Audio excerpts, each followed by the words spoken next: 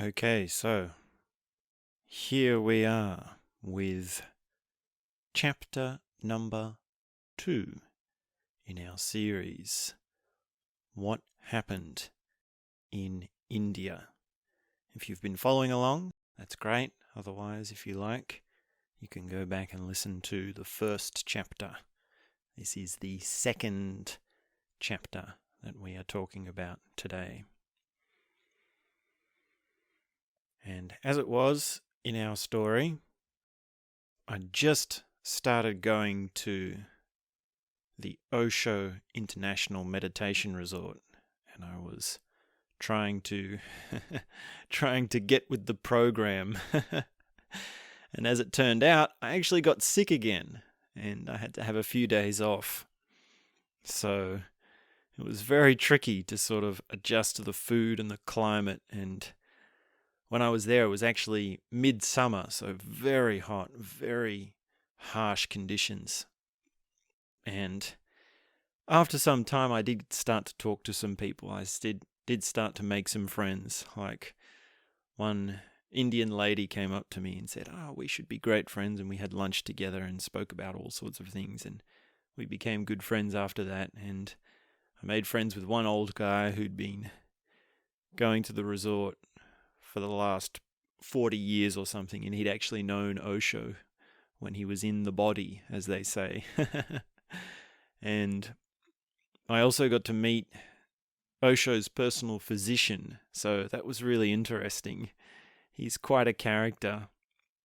And I remember the first time I met him, I sort of just sat down at the cafe somewhere, and I was just like, you've got to tell me, what on earth was it like? What was going on?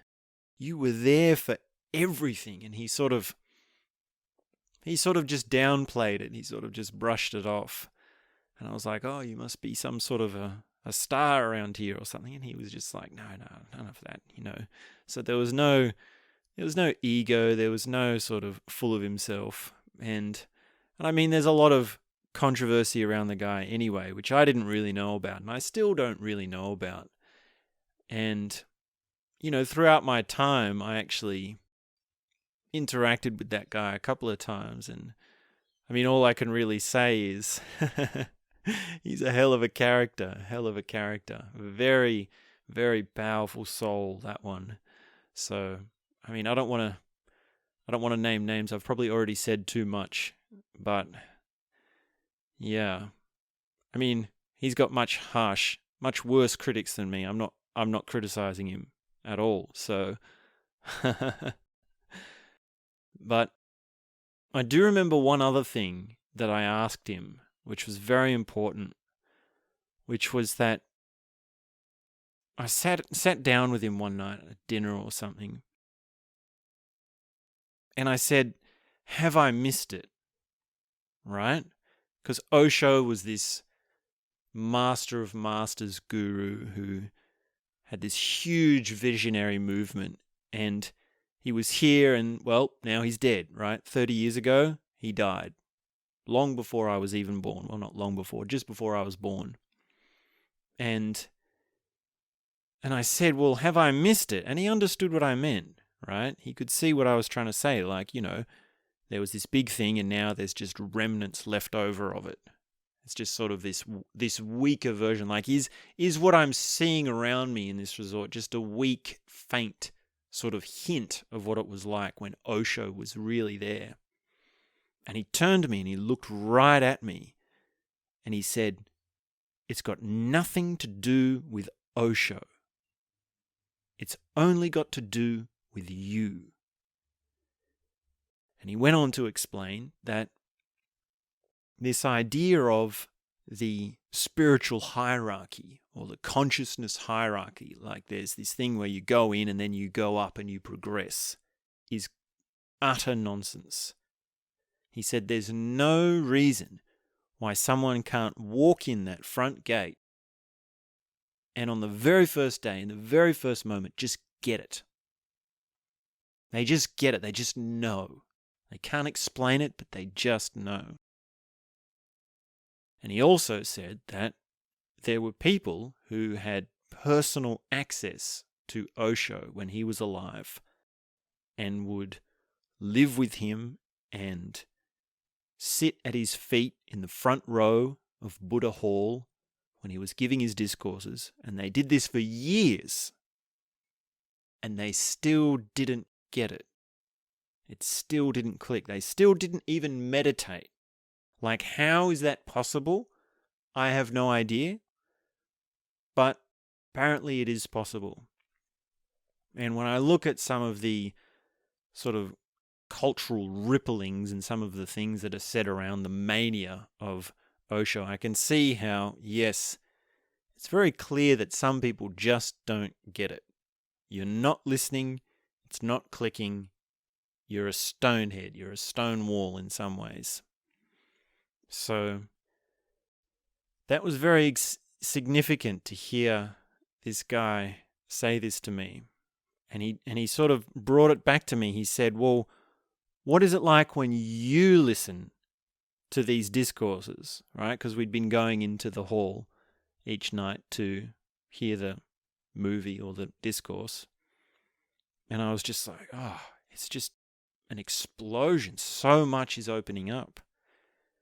And of course, later, I learnt a little bit more about listening meditation and those sorts of things. So there's actual science behind the meditative processes happening now. I don't have too much time to go into this. I'm trying to stick with the narrative and not make this too much about an explanation of meditative techniques. But that was significant. That was a significant sort of interaction or conversations.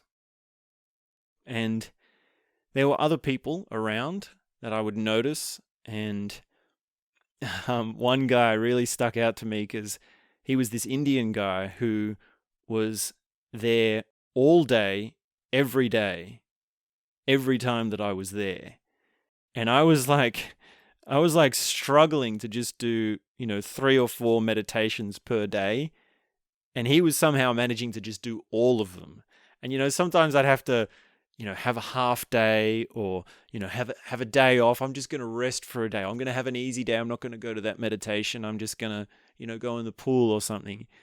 And yet somehow he was just doing it. I was like, where do you get the energy? Where do you get the strength? Like, damn, some of these meditations, they're really challenging. They're really sort of just, you've got to put a lot in to get them. And I actually found out later that he'd been doing that for 3 years. He'd been going there every day for 3 years. So I was just like, And as it turned out in the long run, as the story unfolded, he actually kept doing it every day that I was there for the whole 10 months or whatever it was that I was there. So just like, seeing someone like that and realizing that I'm a small fish in a big pond, right? I've got my ante. I've got to up my game, right? Because back home in Australia, it was like, well, no one knows about consciousness. No one knows about meditation. No one knows about like complex philosophical and psychological models. All the people around me, they're just completely unaware of these things. It's like I'm in a certain way a lot more educated or understanding of those sorts of things. But in that resort, it was like, okay, that's cute, right? You're just a beginner. And you've got a lot to learn. And there are people who are around these things for years, people who are aware of these things.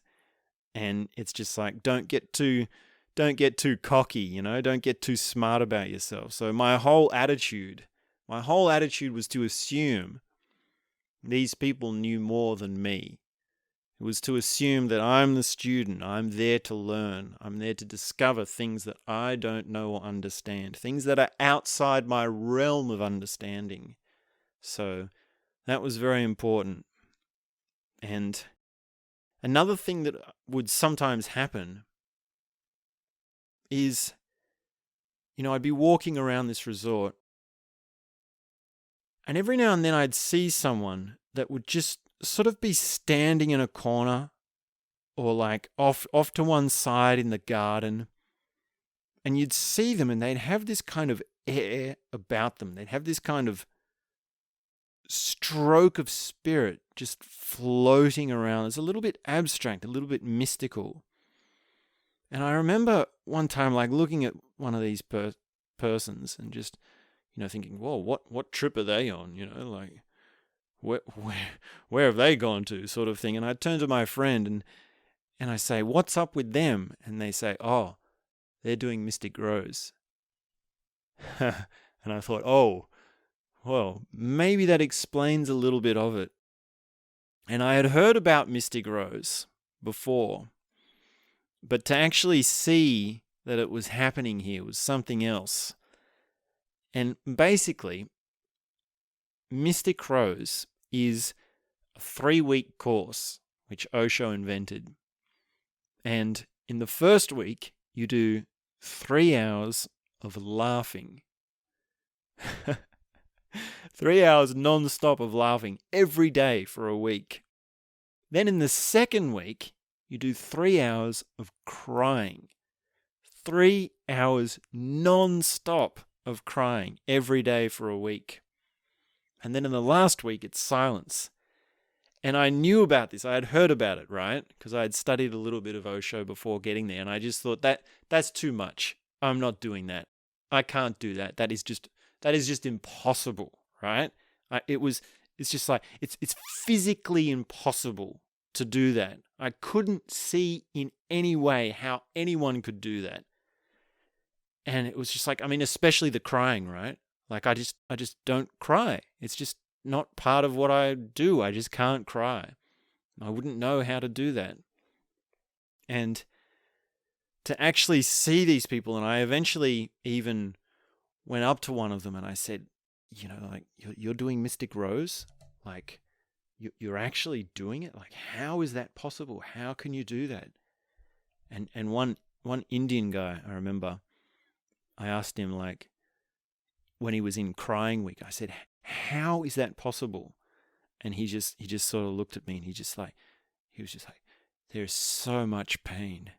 And I was just like, like I felt it. I was just like, oh man, he's going for it. And so basically I was just trying to get with the program, with the normal sort of ABC sort of meditations. I was like, there's some bigger stuff out there. I don't really need to do that. That's not really enough. That's too much for me. It's not really, that's beyond my skill grade. That's beyond my pay grade. It's beyond my pay grade. Let's put it that way. But yeah. So probably one of the first things I got roped into, in some ways unknowingly, was one guy's group where I was sort of just a stand-in. And he didn't explain much about it to me. He just said we enter into an energy field and we move around from each other. And I understood that. And I had learnt about family constellations before going there. And I went into this group as sort of like a test dummy or a punching bag to sort of have things bounce off and support other members. And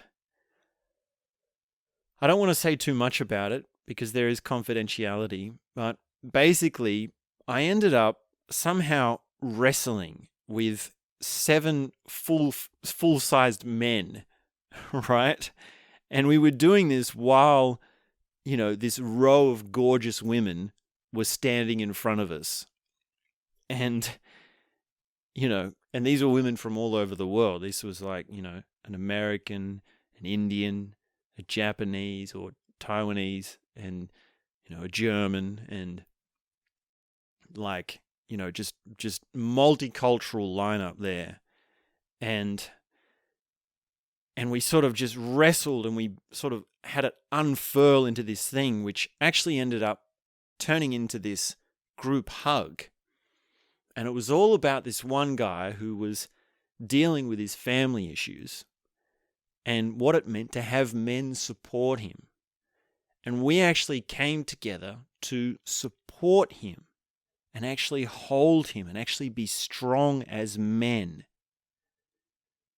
And I realized in that moment that men need to be strong. Men need to support each other. And I was standing there in this group, holding these men to support this guy. And the facilitator turned right to me, and she looked me right in the eye, and she pointed at me, and she said,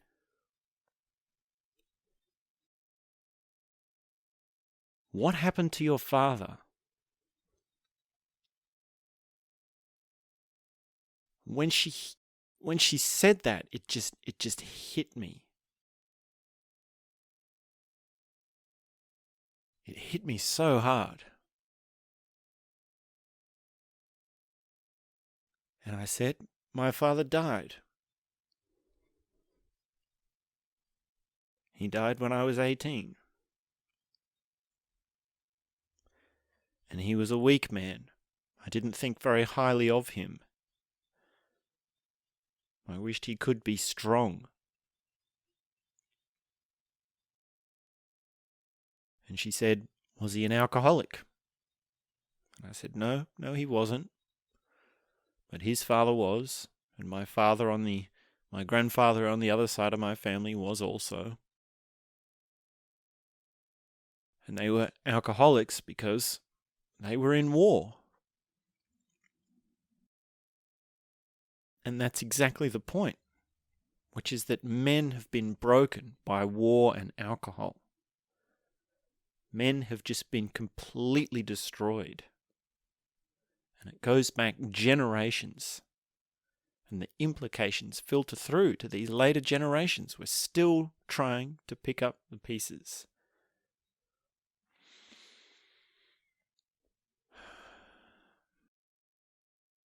So, I also had my sexual frustration hung out to dry. All in the space of about 10 minutes, right? So, very intense stuff.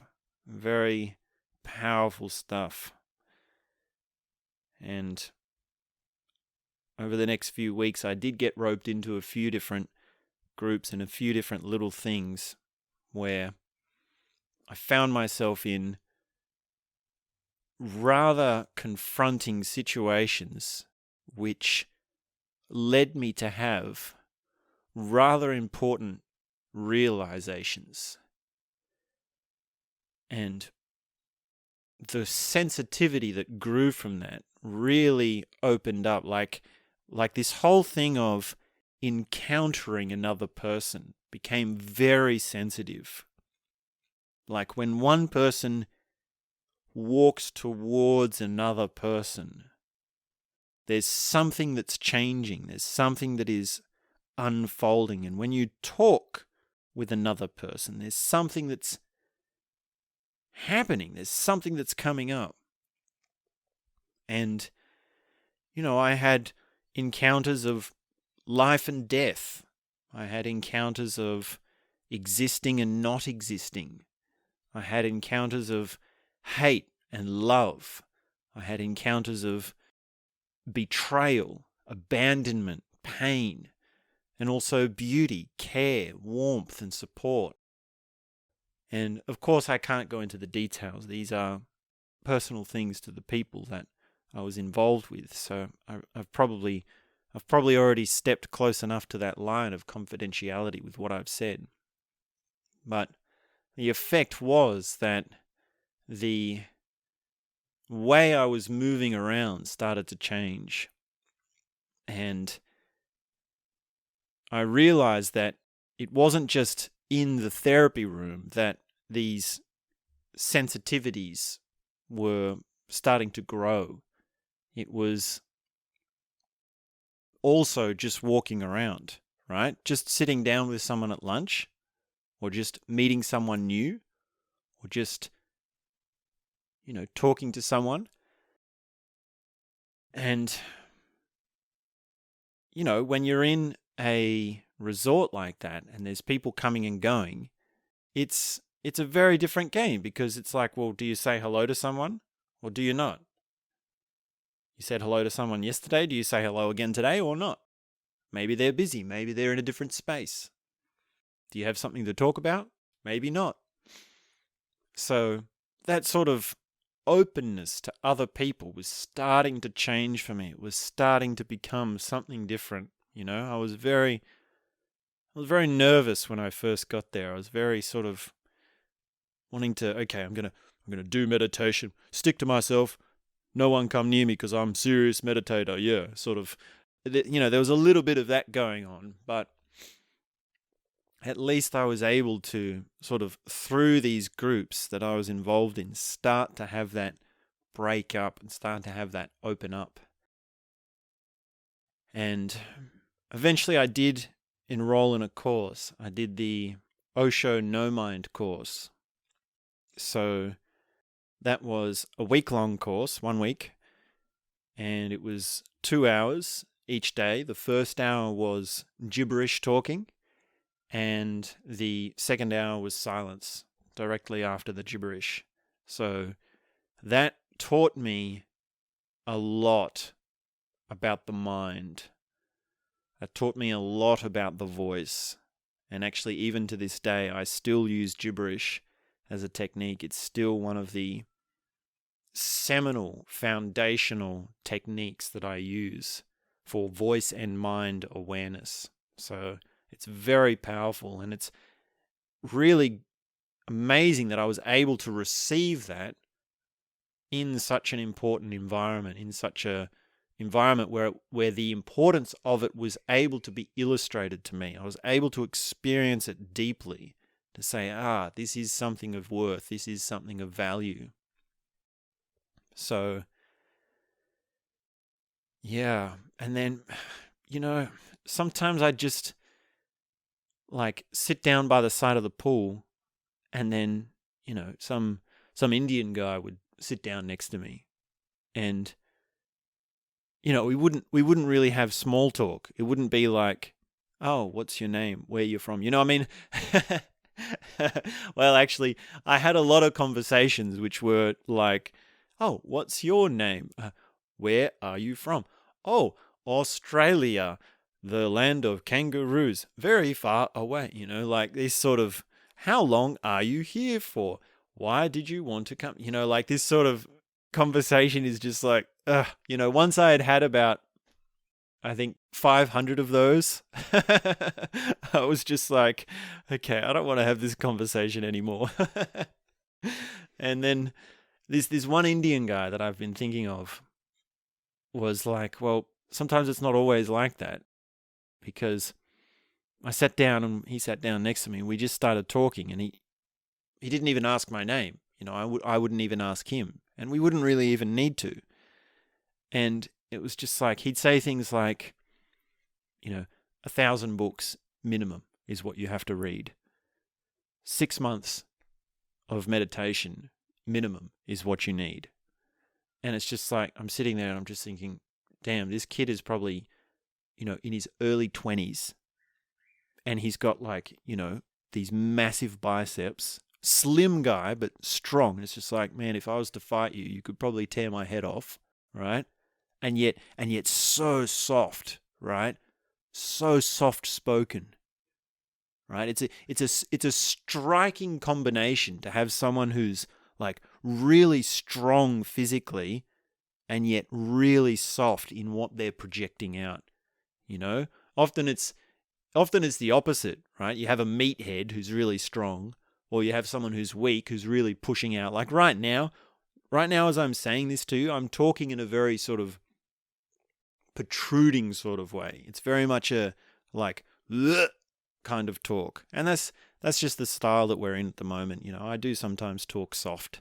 Sometimes I do bring my voice down. But to see it in this guy and to see him say these sorts of things, and it's like, wow, you're already at this resort. You're already starting to figure it out. And it's just like, wow. Small fish in a big pond. I've got a lot to catch up. I've got a lot to learn. And then sometimes in those first few weeks, I would see someone turn up at the resort who was just like, it's so obvious that they had been there before and they'd been there for a long time, and they'd been really just participating, and it would just be like I couldn't believe what I was seeing. I couldn't believe what, like, the sorts of things that would happen with this person, right? There is a particular person in mind that I have, but when I think about it more generally, there are multiple people who would sort of fit that sort of bill. It's just like, and it's like Treya says in her book, if you want to know what the result of a place is, look at how the people who have been there for a while, look at how they are, look at what they do, look at their quality of being. And I was sort of looking at some of these people and just being sort of starstruck, even though there was nothing really special about them, right? It was still very mundane stuff that you would see. We're walking around, we're going to the cafe, we go to the cafeteria, we go to the pool. It's all, in a sense, very mundane sort of things. But yeah, I guess it's mystical, right? You can't put words to the mystical. There's something in there that you can't really describe. So, yeah.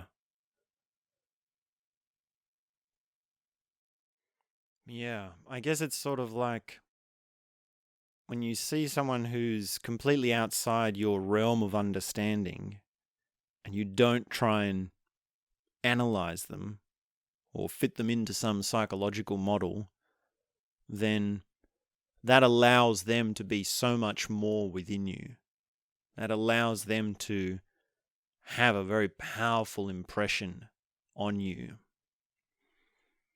And after a month or so, probably maybe a couple of months, I did no mind, and I thought, well, that was good because I could see what it was like to do a course, because I'd sort of done enough of the daily meditations to get a bit of a hang of that and to just sort of see, okay, that's what it's like. I still couldn't, keep up with the program all day, every day, but I was able to explore and just come and go quite easily. And another thing I started was some music. So that was a funny little thing. Maybe I'll say a little bit more about it in the later chapters, but I started doing music because there was the band that was playing, and I was just sort of looking at this band thinking, I'm better than that. I could do that, just getting a little bit cocky. And then the funny thing, of course, is, going to try and do it and realizing, okay, maybe I can't do it, because up until that stage, I hadn't played music in like 8 years. I hadn't even touched a piano or a drumstick in like 8 years. So I was very rusty indeed. But I did get to play a bit, and I did start to sort of get my chops back. It took a couple of weeks, and it was some back and forth. And I also had to figure out, the other musicians and the style of music, because it's its own genre.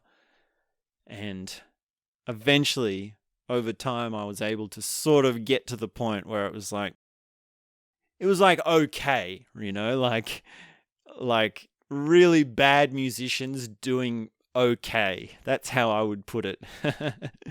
And of course, some of the people were just like, whoa, you've improved so much. Wow. And I'm like, yeah, it's slowly starting to come back. And as it comes back, it's still just like a smithering of what I used to be back in the day, back in my jazz school days.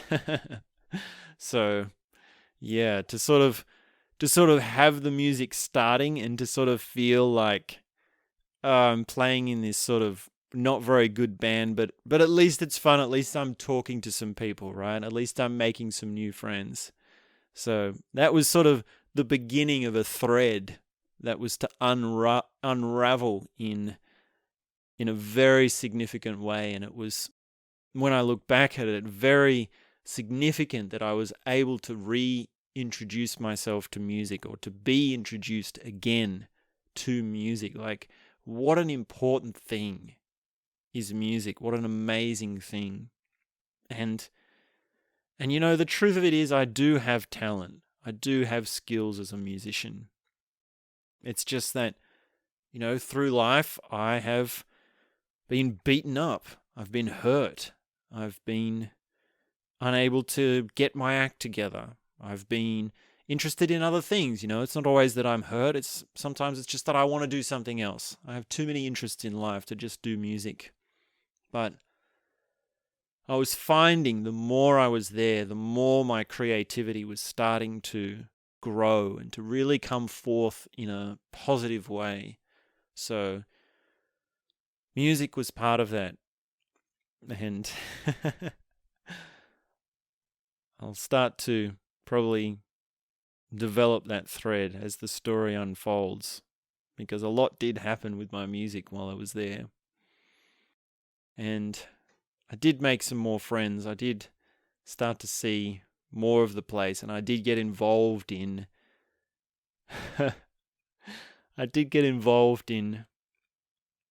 some of the groups, and one of the groups was actually Mystic Rose. So despite my fear, despite my resistance, I did actually go through with it. But we're going to have to save that for the next chapter. So thanks very much. Stay tuned, and we'll be back soon with the next chapter in this series. And that's all I have to say for now.